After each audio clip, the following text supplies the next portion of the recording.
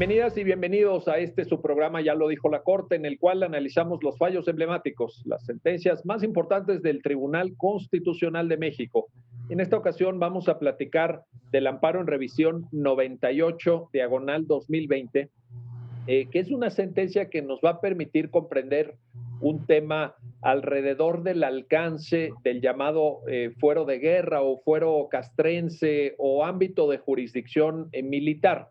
Es un tema que ha ocupado la atención del Tribunal Constitucional de México y también de cortes internacionales. Ha habido algunos casos en donde, por ejemplo, la Corte Interamericana de Derechos Humanos, como nos lo van a platicar nuestros invitados, pues también se ha tenido que pronunciar sobre estos temas del fuero militar. Para entender el alcance y contenidos de esta sentencia, le doy la bienvenida al programa a Alfredo Narváez. Alfredo, qué gusto recibirte en tu programa, ya lo dijo la Corte. Muy bienvenido. Muchas gracias, Miguel. Encantado de estar aquí. Qué amable. Y también le doy la bienvenida a Erika Zárate. Erika, un gusto saludarte y recibirte en tu programa, ya lo dijo la Corte. Gracias. Oye, y te pido, Erika, pues vamos contigo, si te parece bien. Este es un amparo en revisión que evidentemente, como todos los de su género, tiene un contexto fáctico, tiene unos hechos que permiten que la Suprema Corte pues entre al análisis de lo sucedido y responda a una serie de planteamientos técnico-jurídicos. Yo te quiero pedir, Erika, que fueras tan amable de suministrarnos los datos de ese contexto fáctico. ¿Qué fue lo que sucedió y cómo llega el caso a conocimiento de nuestra Suprema Corte? Si fueras tan amable, Erika, por favor. Sí, claro. En este asunto, el quejoso es una persona que tiene un cargo en la Armada de México y lo que sucedió fue que lo encomendaron al reclutamiento de personal civil para la Armada de México y lo asignado a un hospital. Cuando suceden los hechos que generan el acto reclamado, esta persona conoce a una civil que va a entrar, que es una mujer, y que al no pasar el examen médico, él se acerca y le ofrece ayudarla a ingresar o a pasar este examen a cambio de un favor sexual. Esto lleva a que él vaya a la Comisión de Honor y se haga un procedimiento administrativo donde se emite una resolución donde es dado de baja él por este acto. Posteriormente, él hace todo el camino procesal que corresponde para que llegara al juicio de amparo. Ya en el juicio de amparo llega a la Corte. ¿Por qué? Porque hay un tema de constitucionalidad, que es un artículo que se analiza en la sentencia, en donde se dice que la competencia para que resolver este tipo de cuestiones administrativas de sanciones corresponde efectivamente a la instancia militar. Y entonces el análisis de ese artículo, su constitucionalidad, es el tema de la sentencia de este amparo en revisión resuelto por la segunda sala. Muy bien, muchísimas gracias, Erika. Oye, Alfredo, a ver, nada más para tener claro esto, ¿podemos pensar a la luz de lo que Erika nos acaba de plantear con gran claridad y a la luz también de lo que consta en el expediente, que las actividades que se le imputan a esta persona que formaba parte de la Armada de México están acreditadas, ¿verdad? Es decir, vamos a ver el tema técnico jurídico del procedimiento y todo, pero podemos pensar que sí se presentaron los hechos que son objeto del trámite administrativo. Híjole, no podemos asegurar con certeza, sí, que los temas de si efectivamente él cometió la conducta de acoso sexual en perjuicio de esta ciudadana, eso no lo podemos determinar porque también fue objeto de su juicio de amparo. A la hora de impugnar, él impugna en su juicio de amparo ante el juez de distrito muy diversos actos. O sea, impugna desde luego el artículo 29 de la Ley Orgánica de la Armada de México, pero también impugna todo el procedimiento y hace valer una serie de argumentos respecto del procedimiento seguido ante las Fuerzas Armadas, y ahí hace valer muchos argumentos de legalidad respecto de las pruebas utilizadas, respecto de su garantía de audiencia, si se respetó o no por el Consejo de Honor Superior de la Armada de México, pero como tú sabes, la Suprema Corte tiene competencia originaria, ¿sí?, para resolver las cuestiones de constitucionalidad de la ley. Entonces, lo que sucede es que él impugna en juicio de amparo todos estos actos, ¿sí?, cuando obtiene una resolución que no le es favorable, ¿sí?, porque el juez de distrito originalmente sobresee por todos los actos impugnados. Él interpone un recurso de revisión, que es la segunda instancia del juicio de amparo, ¿sí?, y esto llega a un tribunal colegiado de circuito. Pero el tribunal colegiado de circuito lo primero que hace es revocar los sobreseimientos porque estaban indebidamente considerados, y luego detecta que hay que pronunciarse sobre la constitucionalidad de la ley de la Armada de México. Entonces, lo que procede en estos asuntos es que el tribunal colegiado envía el asunto a la Suprema Corte, que es la que tiene la competencia originaria para dilucidar esta cuestión, y ya que la Corte determine si es constitucional o no la norma, ya podría el colegiado abordar el resto de los planteamientos de legalidad. Pero sí, para no hacerla larga, él impugna no solo la constitucionalidad de la ley, sino también él dice: yo no la acosé, pero esta cuestión es una cuestión de legalidad que debe determinar el tribunal colegiado. Correcto.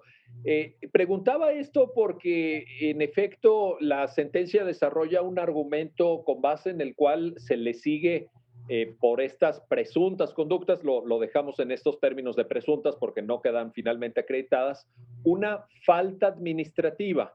Y esto es importante porque evidentemente la materia misma del acoso sexual puede tener esta vertiente, pero puede tener una vertiente también delictiva, es decir, propiamente penal.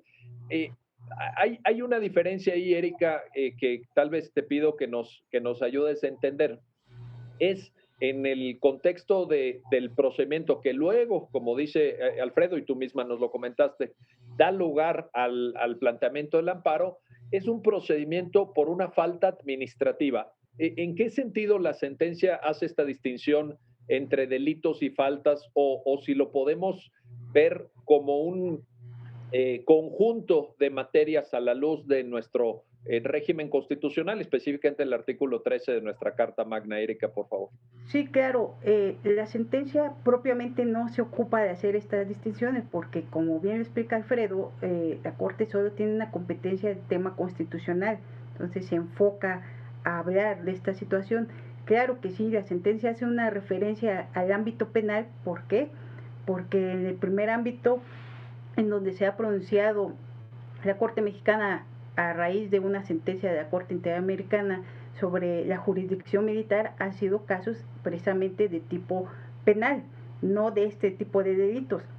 Y obviamente, pues sabemos que no se infringen el no bis idem si a una persona por un mismo hecho se le sanciona en diversas ramas, como puede ser la administrativa y la penal. No solo en este caso, en muchos otros casos sucede en las cuestiones de servidores públicos. Son naturalezas diversas, y pues si él fuese también denunciado, esta persona, suponiendo por los mismos hechos en la jurisdicción militar, pues probablemente se presentaría el mismo problema de lo que resuelve esta sentencia, determinar si el hecho de que esté involucrado un civil también va a dar lugar a que eso lo pueda juzgar la justicia castrense, o tiene que ser un juzgado de materia común.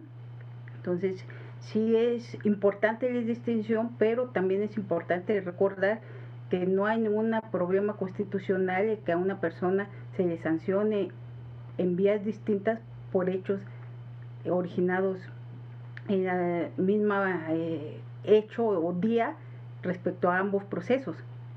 Correcto. Oye, y en este sentido, Alfredo, Erika nos está recordando algo muy importante. Obviamente tenemos ese gran antecedente que pues tanto nos gusta citar y que yo creo que de alguna u otra manera es un caso líder en el sistema interamericano, que es el caso Rosendo Radilla Pacheco.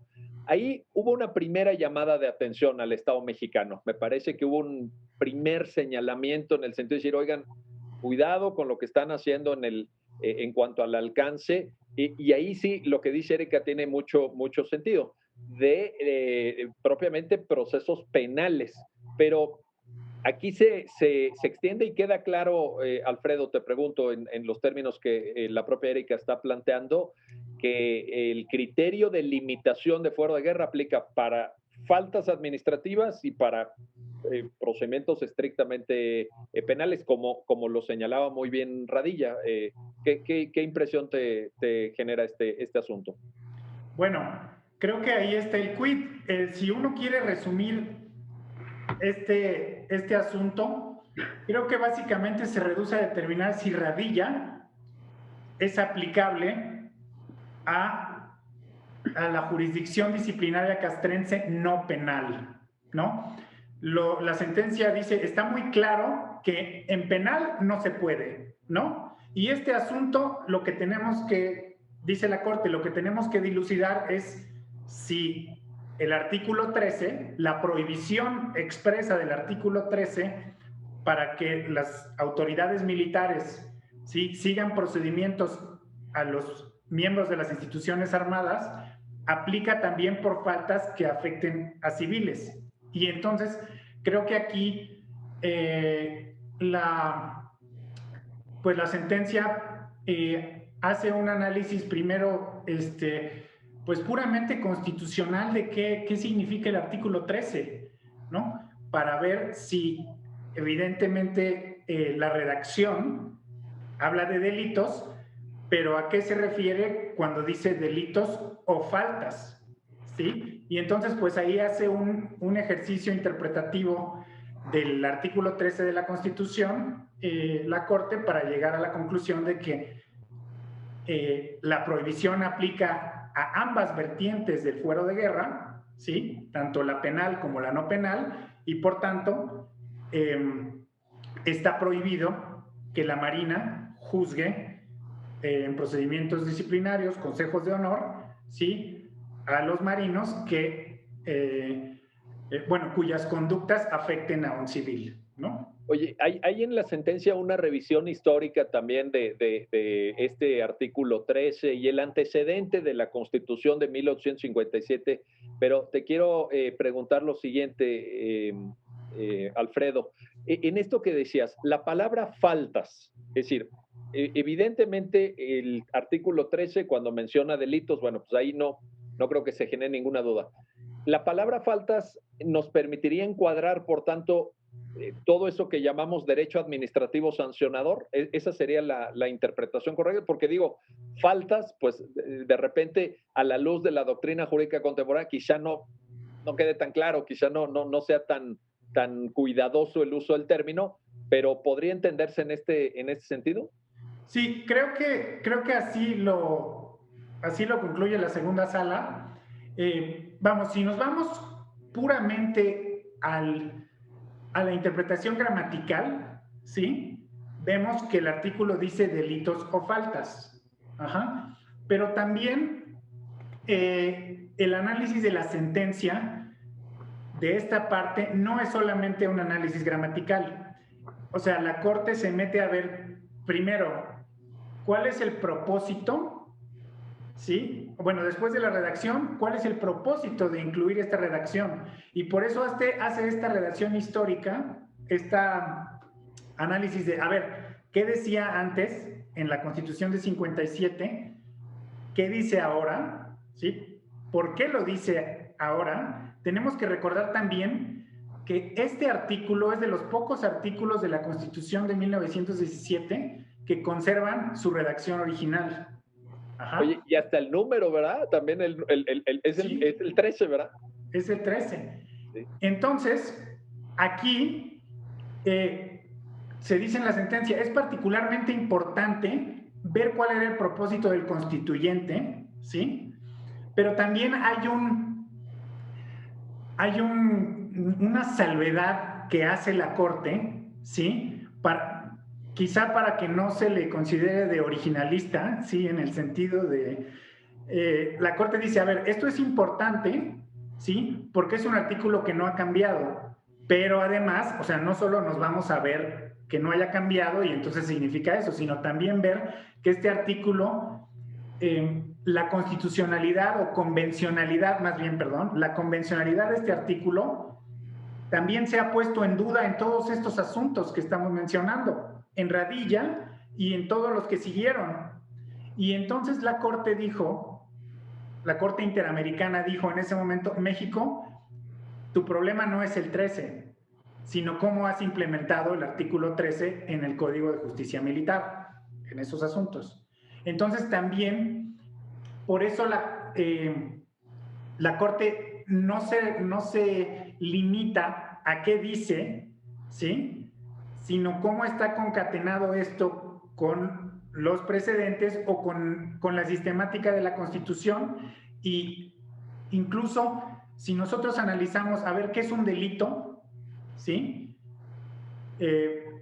La dicotomía entre delitos y faltas se reproduce en toda la normativa castrense. O sea que cuando uno está hablando de faltas a la disciplina militar, se entiende que se refiere a conductas que no son, ¿sí?, delitos. Es un poco definir algo por lo que no es, que así está lleno muchas veces la teoría del derecho de cómo categorizamos algo. Bueno, aquí sí se consideró faltas, es todo aquello que involucre sanciones a la disciplina castrense, pero que no son penales. Y entonces son las que no están en el Código de Justicia Militar, básicamente. Correcto. Oye, decía yo que es el mismo artículo 3, el mismo número respecto a la Constitución de 1857, que también la sentencia nos ayuda a recordarlo. Erika, déjame plantearte esto. Ahorita Alfredo nos acaba de recordar una parte muy relevante metodológicamente hablando de la sentencia, que es cuando la Corte va desarrollando diversos métodos de interpretación. Evidentemente, ya el propio Alfredo lo explicó, el método literal o gramatical para efectos de esta mención expresa el artículo 13, delitos o faltas, etcétera. Pero también hay una reflexión en la sentencia sobre la razón de ser del fuero militar. Y te quiero preguntar sobre esto, Erika, porque alguien que esté viendo el programa tal vez dice, a ver, déjame entender bien. La persona que recurre, en este caso recurrente, otra de la sentencia de amparo que originalmente sobresee, pues era marino. Le están imputando una actuación que desarrolló porque se lo habían encargado en el trato con esta mujer que tenía ganas de entrar en la propia Fuerza Armada, etcétera. Pues alguien podría decir, Erika, oye, ¿por qué no le van a poder aplicar la sanción administrativa? ¿Cuál es la razón de ser de esta acotación que en su gramática expresa el artículo 13? Ya lo dijo Alfredo, pero esta aproximación más bien teleológica, el propósito u objetivo de la norma, Erika, por favor. Sí, pues una aclaración, la interpretación de la Corte no significa que no van a poder sancionar a la persona, a este marino que es el quejoso. No, la situación es la siguiente y la sentencia es muy clara en decirlo. Después de hacer toda esta explicación que ha hecho Alfredo de toda esta situación histórica del artículo 13 y su significado, pues también nos recuerda muy bien la sentencia y muy claramente lo dice en un párrafo que este artículo 13, como todos los artículos constitucionales, no se pueden interpretar solamente en su texto solos, se tienen que interpretar a la luz de los derechos humanos, porque así debe ser, o sea, todos los artículos tienen que tener esa finalidad de proteger los derechos humanos. Entonces, cuando hacen esa interpretación, entra muy bien la situación ya de Radilla, porque la situación del caso de Radilla de la Corte Interamericana, como bien lo dice Alfredo, no es que exista el artículo 13, sino cómo lo has implementado, y esta implementación ha cometido un error, Estado mexicano, que es: has dejado a las víctimas civiles fuera, porque está muy bien que tú tengas una jurisdicción militar, que quieras proteger la disciplina, que puede decirse que son regímenes de excepción porque cumplen con funciones de seguridad nacional, pero cuando está dentro de una problemática de la índole penal, era ese caso, una víctima que es civil, esa víctima no se va a poder defender. Entonces lo dice muy bien la Corte Interamericana en un párrafo en donde dice: debemos tener en cuenta que la competencia de una autoridad para juzgar no solamente es al que va a juzgar, también abarca a la otra persona que es víctima y la has dejado de fuera. Entonces esa es algo muy importante. Entonces esta sentencia no quiere decir que el hecho de que no vaya a ser la jurisdicción militar la que resuelva, que se va a dejar a una persona sin sancionar. No, como está inmiscuida o la persona víctima de esta situación presuntamente de responsabilidad administrativa es una persona que no pertenece al ámbito castrense, debes tomar en cuenta a esa situación, que era la discusión, me atrevo a decir, histórica que se tenía en México, porque sí se había hecho este planteamiento históricamente: ¿qué pasa con ese fuero militar? ¿Les da privilegios o no? ¿O qué es lo que sucede? Y siempre se resolvía con una cuestión que era apelar a si se trataba de algo que solamente se trataba de la disciplina militar. Y entonces pues se volvía un argumento, desde mi opinión, circular, porque obviamente todo lo que hace una persona que es militar o marino en este ámbito castrense, pues evidentemente siempre va a estar relacionada con su disciplina militar. Entonces eso nos llevaba a que finalmente se acababa diciendo, como es del ámbito militar, pues que sean los militares. Pero me parece que la sentencia de la Corte Interamericana, y como bien destaca esta sentencia de la segunda sala, ya lo importante no es solo considerar si la falta es del ámbito castrense o tiene que ver con su disciplina, sino que sea una persona civil la que fue la afectada por esa falta. Entonces yo creo que ese es el gran salto que da primero la sentencia de la Corte Interamericana, que retoma la Corte Mexicana en asuntos del ámbito penal, y que ahora la segunda sala retoma de muy buena manera para decir: sí, efectivamente, el problema es cuando está un civil ahí. Entonces ahí siempre tendría que ser una autoridad del orden civil. Creo que eso es lo que tenemos que tener claro, y que eso no deja de lado que esta persona va a ser sancionada. Eso, no es, qué bueno que lo precisas, Erika, porque este sí es un mensaje importante y nadie debería de dudar de él.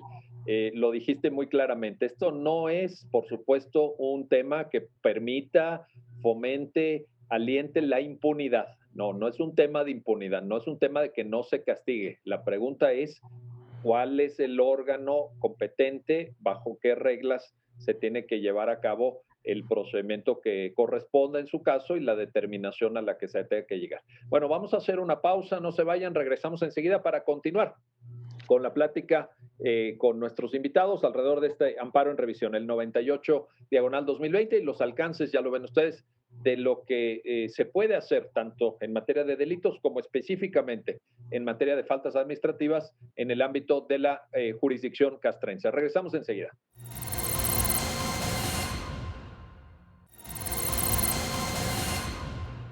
Ya estamos de vuelta, ya estamos de regreso en su programa, ya lo dijo la Corte, para continuar en la conversación con nuestros invitados alrededor de este importante pronunciamiento de la segunda sala de la Suprema Corte de Justicia de la Nación en el amparo en revisión 98/2020.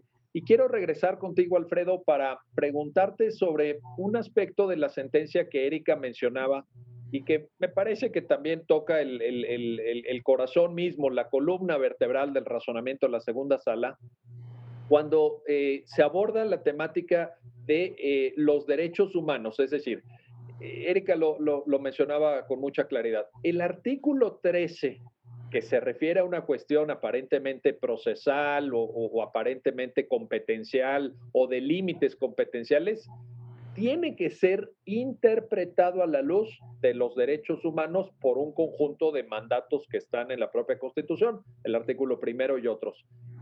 Ayúdanos a entender esta parte de la sentencia, Alfredo, si fueras tan amable. Muy bien.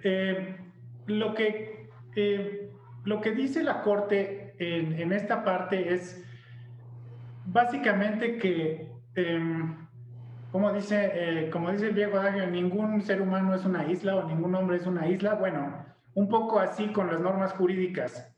Si tú interpretas una norma aislada sin ver cómo interactúan sus consecuencias con otras normas que también tienen el mismo rango y están en el mismo orden jurídico, pues puedes acabar lesionando derechos, básicamente. Entonces, por disposición constitucional, como bien dices,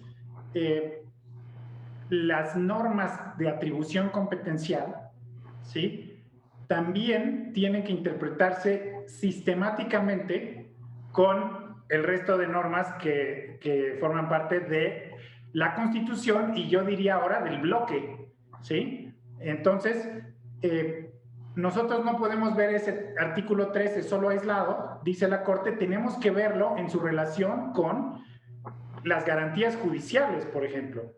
Y entonces ahí la Corte se mete un poco a analizar, a ver, ¿qué implica, ¿sí?, una garantía judicial? Y habla de debido proceso, por ejemplo, habla de juez competente, y ver cómo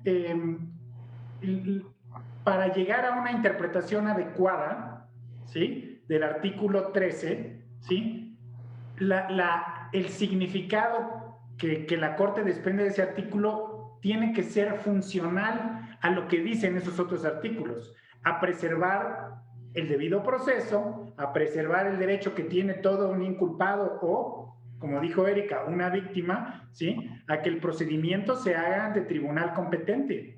Y entonces, solamente si uno lo hace así, va a tener una resolución, ¿sí?, que sea conforme con la Constitución.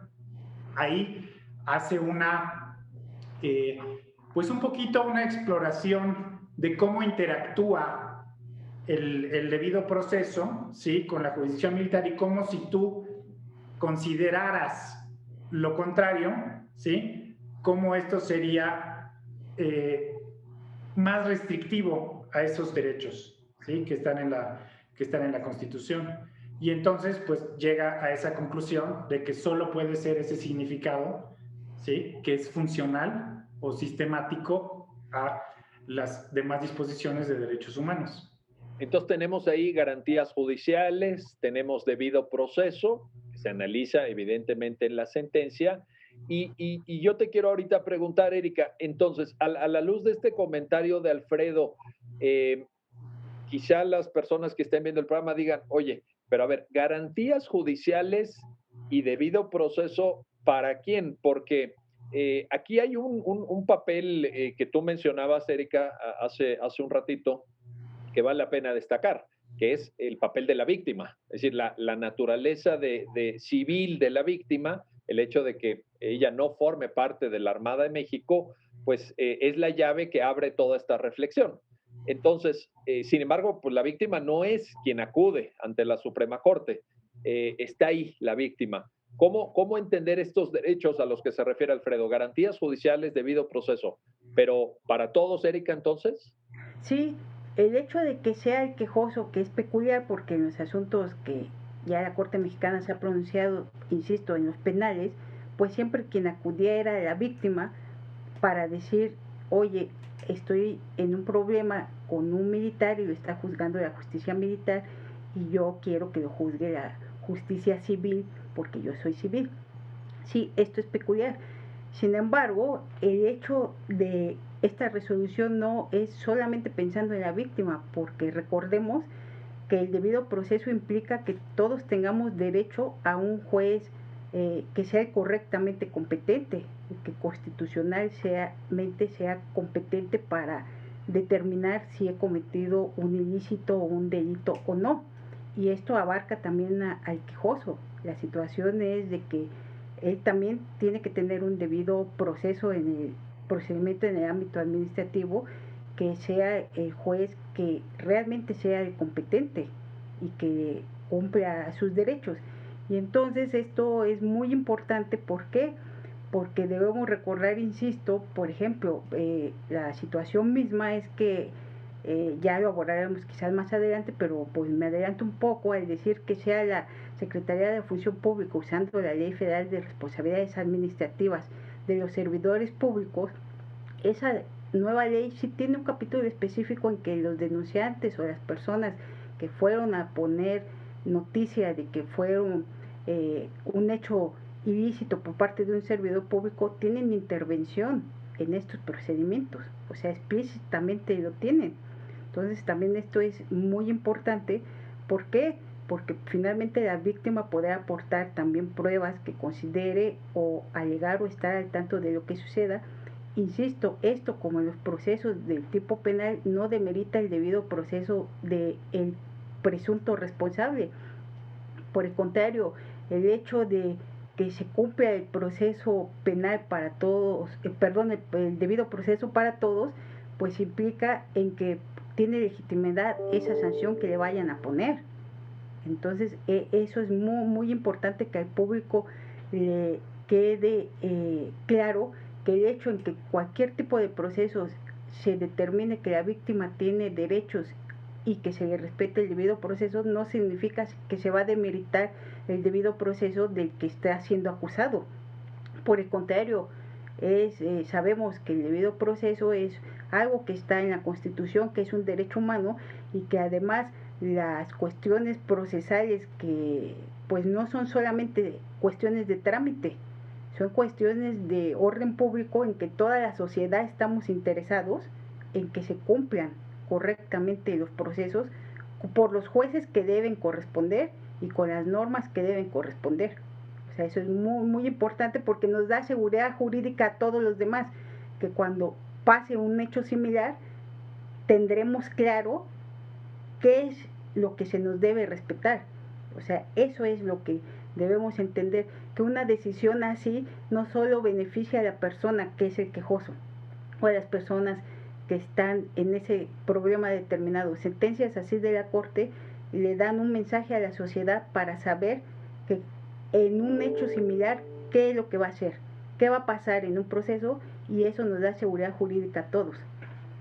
Y ese mensaje, qué valioso, ¿eh? Qué valioso, Erika, qué bueno que lo mencionas, porque también hay un párrafo en la sentencia donde dice, bueno, estos límites a la competencia del fuero castrense o del poder disciplinario, ya sea de la Secretaría de la Defensa o de la Secretaría de la Armada, pues en estos tiempos actuales son muy importantes, ¿no? La propia segunda sala lo refiere y creo que es un acierto que tú nos lo recuerdes.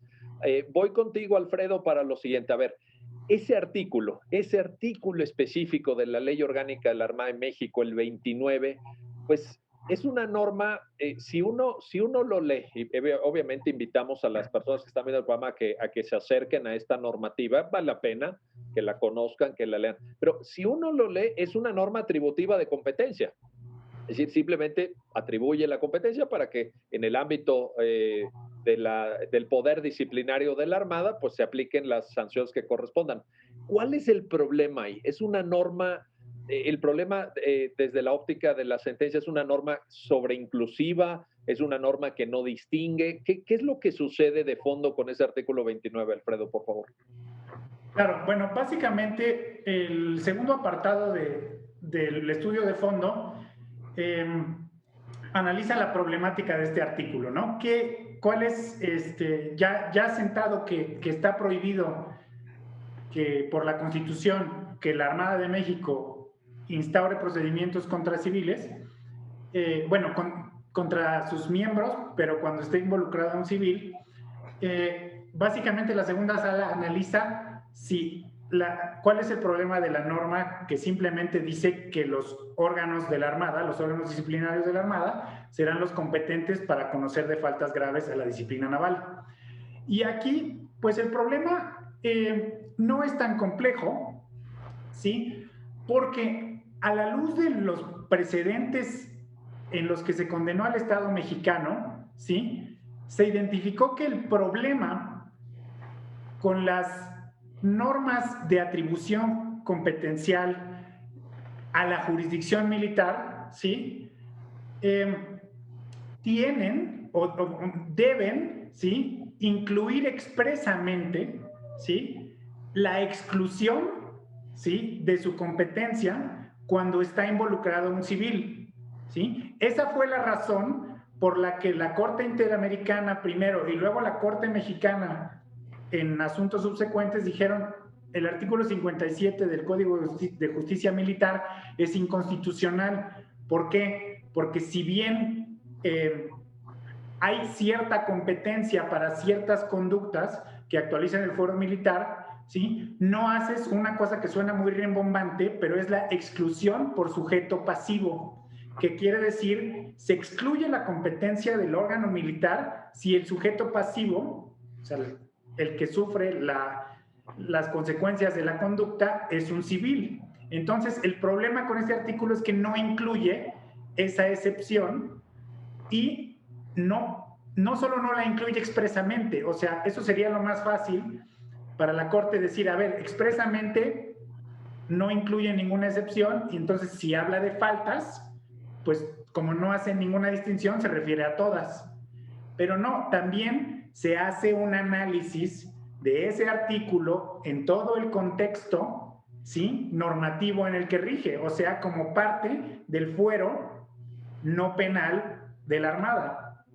Y entonces ahí se ve que no tiene algún otro artículo que diga: ah, en este caso se va a ir a la jurisdicción civil, o que incluso hay un argumento interesante, yo diría, ni quisieron tampoco regularlo así, porque cuando cambiaron este artículo, ¿sí?, hicieron la salvedad para el derecho penal, ¿sí?, pero no la hicieron para el derecho administrativo sancionador. Entonces la Corte dice: eso solo puede interpretarse como que quisieron mantener toda la jurisdicción sin excepción en los órganos de la Armada. Y entonces eso robustece, ¿sí?, la interpretación de que es inconstitucional, porque no incluye la exclusión explícita, ni se quiso incluir tampoco, ni podemos interpretar porque también la Armada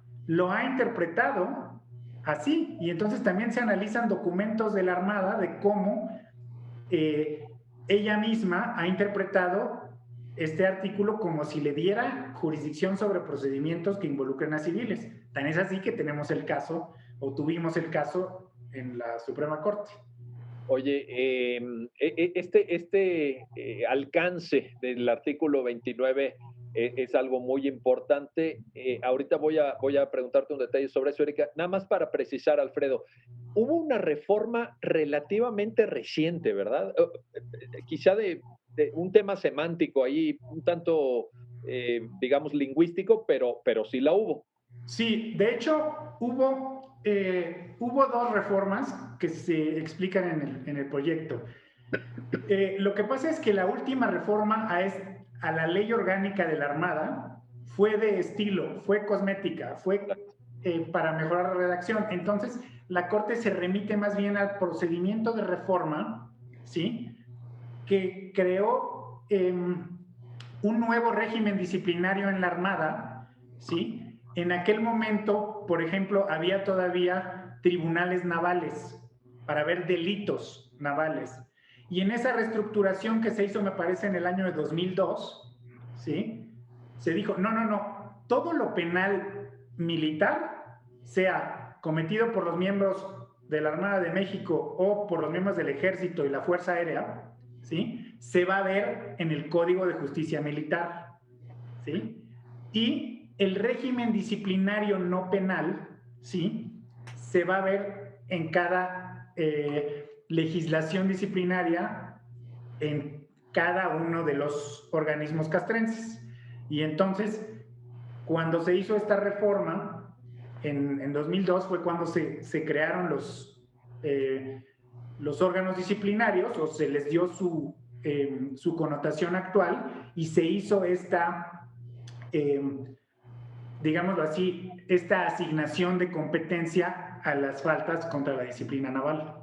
Correcto. Oye, a ver, Erika, en este sentido, por ejemplo, alguien podría decir, y obviamente la sentencia lo explica, que dado que el artículo 29, como lo acaba de explicar muy bien Alfredo, se trata de una atribución competencial que incurre en el error omisivo de no hacer la distinción por sujeto pasivo, pero alguien podría decir, oye, ¿y por qué no la Corte acude a una interpretación conforme? Es decir, ¿por qué no la Corte interpreta que el artículo 29 de la Ley Orgánica de la Armada de México es constitucional, entendiendo que la limitación por razón de sujeto pasivo está implícita pues por los antecedentes que ustedes mismos han contado, Radilla, la interpretación correcta del artículo 13 de la Constitución, etcétera. El tema de la interpretación conforme en la sentencia, Erika, si fueras tan amable, un comentario te pido. Sí, claro, la sentencia explica muy bien por qué no se puede hacer una interpretación conforme, y me parece que es un poco lo que venía ya diciendo Alfredo. Cuando hacen ese análisis de la norma en específico cuestionada, ese artículo 29, pues no se encuentra por ningún lado que hubiera alguna intención o algún sustento para decir que sí puede incluirse, que será la justicia del orden civil la que resuelve estos asuntos cuando está un civil como víctima o sujeto pasivo de esta conducta ilícita.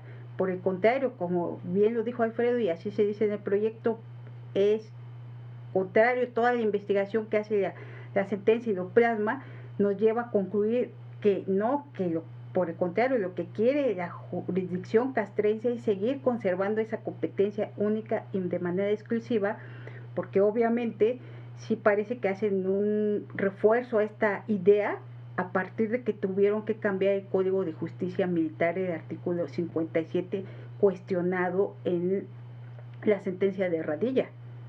Porque aun cuando estaba la sentencia de Radilla, aun cuando la propia Corte Mexicana empezó a emitir pronunciamientos a partir de esta sentencia para declarar inconvencional ese artículo 57, seguía sucediendo. Tuvo que ser una reforma en junio de 2014, si no mal recuerdo, donde específicamente tuvieron que poner no habrá competencia castrense cuando esté involucrado un civil. Entonces me parece que hace muy bien la segunda sala no llegar a una interpretación conforme, primero por la técnica de que no hay algo que sustentara que puedo darle esa interpretación a ese artículo, cuando toda la idea del legislador me lleva a lo contrario.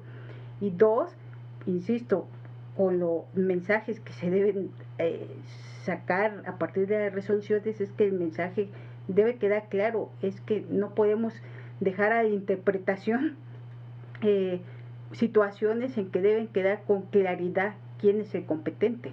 Entonces me parece que sí hace un gran trabajo la sentencia para interpretar por qué no puede hacer esta interpretación conforme, y lo sustenta que es como la misma Corte Mexicana ha dicho que en los casos penales no puede haber interpretación conforme.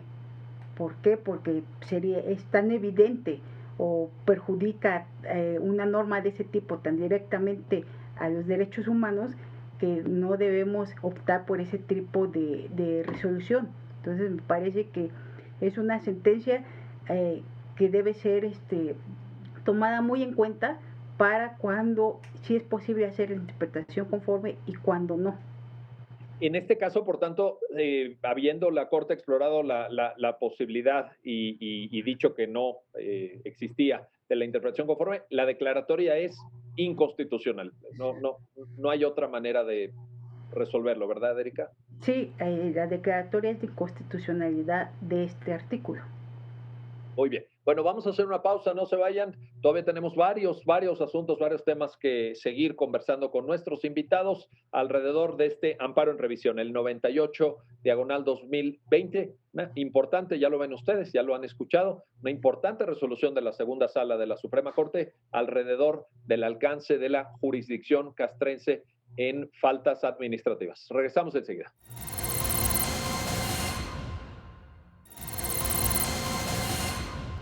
Ya estamos de vuelta, ya estamos de regreso para continuar en la conversación con nuestros invitados sobre el amparo en revisión 98 diagonal 2020. Y quiero regresar contigo, Alfredo Narváez, porque escuchando el importantísimo comentario de Erika sobre el tema de la interpretación conforme, estaba yo recordando, pensando que tú eres además de tu trabajo jurisdiccional, pues eres un profesor también de derecho, eres un académico, te interesa la doctrina jurídica y la ejerces también. Y te quería preguntar sobre esto, más allá de la sentencia, pero me interesa tu criterio de jurista.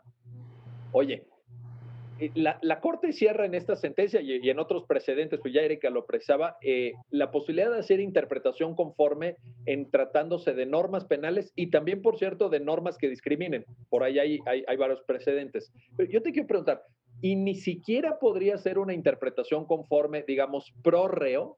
Es decir, una interpretación conforme favorable. De plano, se observa que la puerta está cerrada a esta técnica hermenéutica en materia penal y de no discriminación?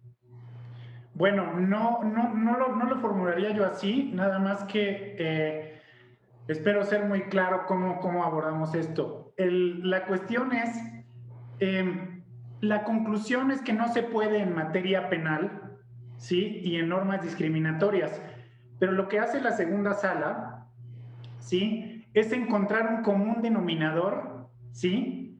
Entre estos dos supuestos, ¿sí? De por qué puedo y no puedo, o cuándo puedo y cuándo no puedo hacer interpretación conforme. Y si analizamos la sentencia, lo hace con una referencia al principio pro persona, ¿sí? El principio pro persona dice, yo no puedo interpretar una disposición de derechos humanos, ¿sí? Que no favorezca la protección de la persona en todo tiempo, ¿sí? La protección más amplia, perdón. Entonces, básicamente, lo que dice la Corte es, nosotros muchas veces vamos a tener asuntos donde colisionan dos derechos, ¿sí? Y hay personas de ambos lados y entonces el pro persona no es del todo el mejor elemento para saber cuál es la mejor decisión, ¿sí? Pero en estos casos, ¿sí? La colisión no es entre dos derechos. La colisión es entre derechos, ¿sí? Que aplican tanto al inculpado como a las víctimas, ¿sí? Y otro principio constitucional que es la disciplina militar. Entonces, digámoslo así, el criterio de la Corte para decir no, aquí no va, es por las implicaciones que eso tendría para los derechos. Dice, si yo interpreto, ¿sí? Y hago prevalecer el principio de disciplina, vulnero más un derecho fundamental, ¿sí? Que si lo haría simplemente declarando inconstitucional el artículo. Y entonces, ante esa ponderación, ¿sí? Dicen, no, tengo que interpretar favoreciendo a la persona. Pero quizás puede haber algún otro supuesto, ¿sí? Aunque la Corte ya lo ha manejado así como, no, penal no se vale. Pero creo que podemos analizar la racionalidad de eso y es, no, en penal no, porque vulnera estos derechos. La taxatividad en la aplicación de la ley.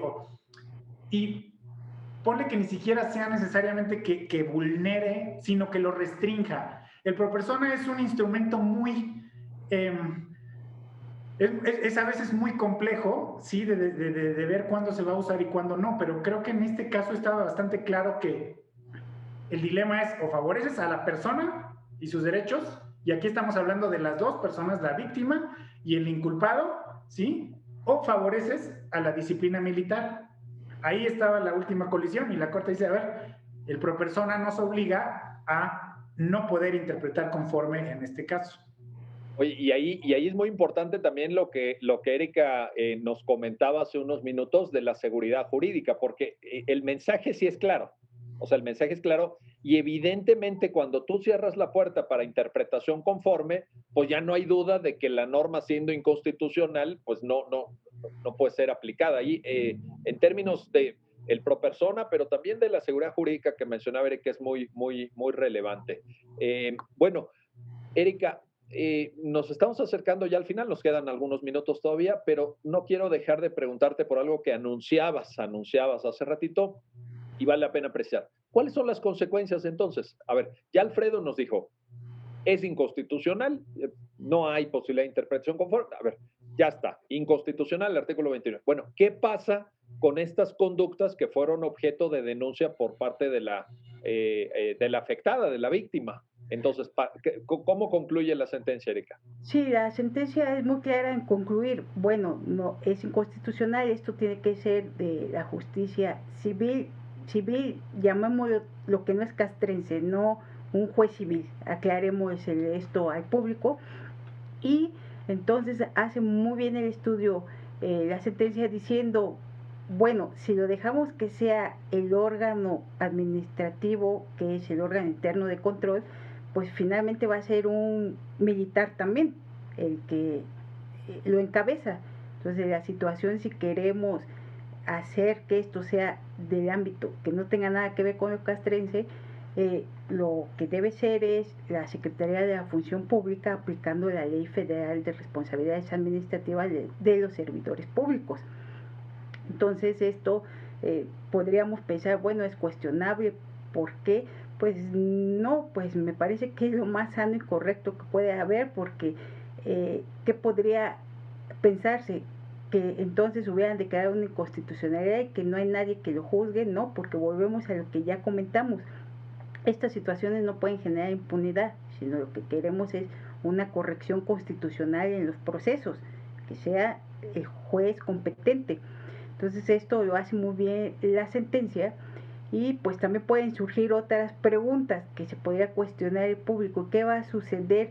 Esto no violaría no viciden porque a la persona ya se le juzgó en un fuero y ahora la vas a mandar a que repita todo. Pues no, porque también el pleno de la corte por casos penales ya ha dicho, no se viola no viciden porque finalmente no hay una sentencia firme que ya sea cosa juzgada. Entonces, obviamente, puede hacerse esto. ¿Qué ha pasado a partir, perdón que insista, pero pues es que esta situación se ha dado mucho en los casos penales a partir de la sentencia de Radilla, pues que también puede generarse otra pregunta. Entonces, ¿qué va a suceder con lo investigado?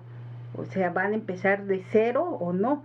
Pues posiblemente una solución que no le corresponde a la Corte, insisto, porque este es un asunto de mera constitucionalidad, pero que posiblemente el colegiado que tendrá que ver todo lo de legalidad, pues pudiera decir que pueden ser válidas las investigaciones que ya se tenían en el ámbito castrense para evitar que se quede sin investigación o alargar esto un tiempo que no vaya con un plazo razonable para definir una situación jurídica.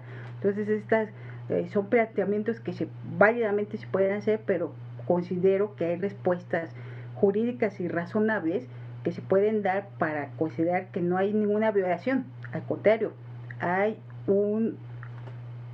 será un proceso donde se cumpla el debido proceso como derecho humano y esto es muy importante. Es muy importante, coincido y qué bueno que nos precisas esto porque pues ya será en el ámbito competencial de la Secretaría de la Función Pública, no en el órgano interno de control, también esta presión es muy importante, en donde se dilucide y probablemente, pues sí, lo investigado pues se tome en cuenta y ahí habrá actuaciones pues ya realizadas, ya desahogadas, etcétera, ¿verdad? Oye, Alfredo, una última pregunta en estos 2 minutos finales del programa. La sentencia también hace una mención que me parece que vale la pena destacar porque esto tiene consecuencias hacia adelante importantes, relevantes. Algunas garantías, algunos preceptos que son aplicables a materia penal, y me acordé ahora que mencionaste el tema de taxatividad, por ejemplo, pero también quizá presunción de inocencia, digamos, principio de legalidad en materia penal en sentido genérico del 14 párrafo tercero de la Constitución, se puede extender al derecho administrativo sancionador. Cuéntanos, haznos un comentario, por favor, sobre esto, porque me parece que tiene mucha relevancia y sobre todo por lo que pudiera venir más adelante, ¿verdad? En otros casos. Sí, bueno, ambas salas de la Corte, sí, ya han reconocido que hay ciertas garantías del derecho penal, sí, que son plenamente aplicables al derecho administrativo sancionador por la gravedad de las faltas, básicamente. Y esto, en el fuero castrense, a mí me parece que es mucho más evidente, porque en el fuero castrense la distinción entre derecho penal y no penal, independientemente de que unas cosas estén sancionadas en el Código de Justicia Militar y otras en la Ley de Disciplina del Ejército y la Fuerza Aérea, por ejemplo, es un día de privación de libertad. O sea, hay arrestos que son sanciones administrativas, ¿sí? Y duran hasta 15 días. Y a partir del día 16, eso ya se vuelve, si la sanción es de 16 días, ya es una sanción por un delito. Entonces creo que sí es importante que sean aplicables las garantías, ¿sí? a estos procedimientos, porque están en juego derechos muy, muy importantes. Ahí está. Muy bien, pues Erika Zárate, Alfredo Narváez, muchísimas gracias. Gracias a ambos por ayudarnos a entender el alcance y el significado de esta importante sentencia que resuelve el amparo en revisión 98/2020. Y gracias a usted que hace posible su programa, ya lo dijo la Corte, en el cual analizamos los fallos emblemáticos, las sentencias más importantes del Tribunal Constitucional de México. Hasta pronto.